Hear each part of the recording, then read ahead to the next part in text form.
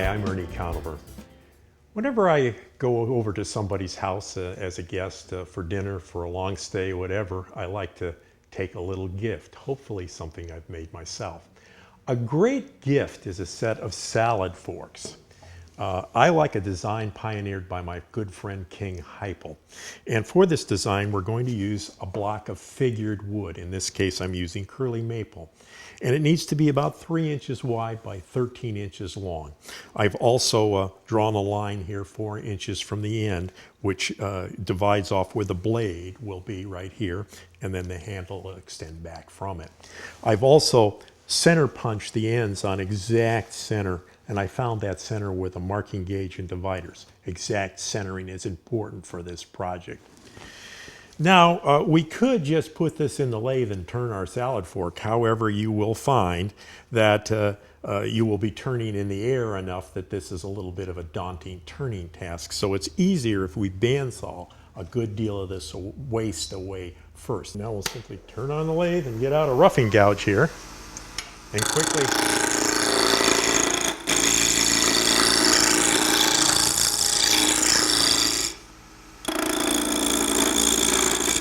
Now I'm using that pencil line, which you can see is where the sort of root of the blade is going to be.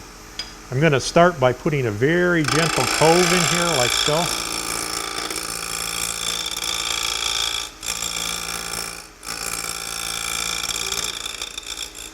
That gives the blade their sort of tulip shape.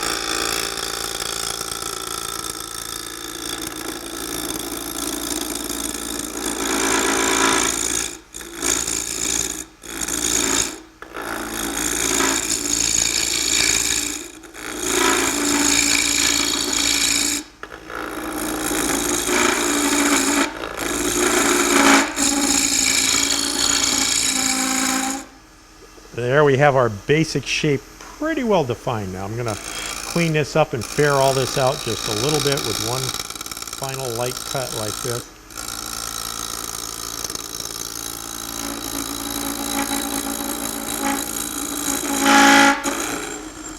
I can steady this a little bit by just putting my hand, and that's killing the vibration.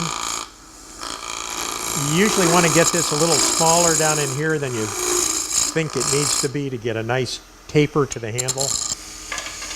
Now we'll go to a skew chisel and just bring this to a nice straight taper down through there.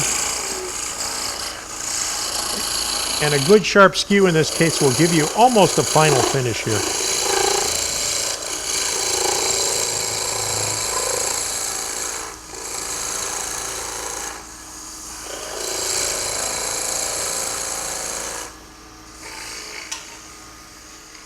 Now we'll go to a spindle gouge and put a nice rounded end on it like so.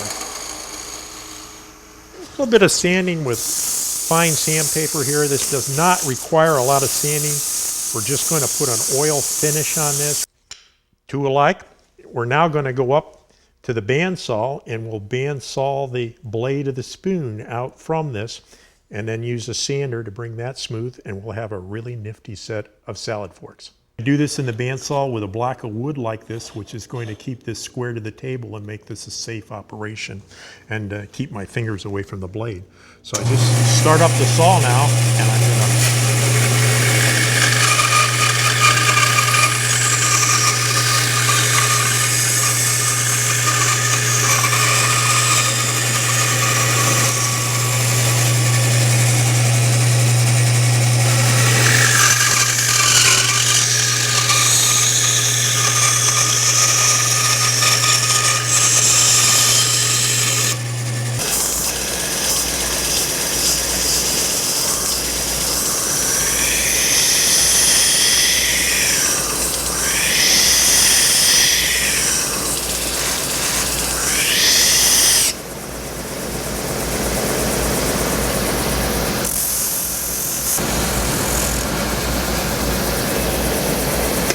So there's my finished salad fork.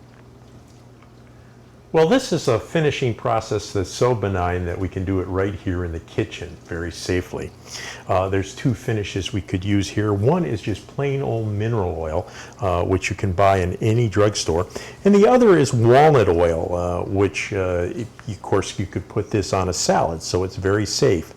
To use these finishes, we will simply open the bottle and use our hands to just pour a little on like this. And we'll simply smear it around on the part like so. If you've got dry hands, it'll cure dry hands in the process. And you can see how the curly in this maple is popping right out with this oil being on there. And the nice part, we can go from this finish directly to the salad bowl with no health consequences whatsoever.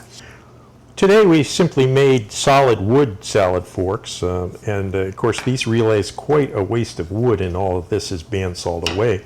My friend King Heipel has often made these by tenoning the shaft into the blade and using contrasting woods. This realizes a great saving in wood and makes it much quicker to turn.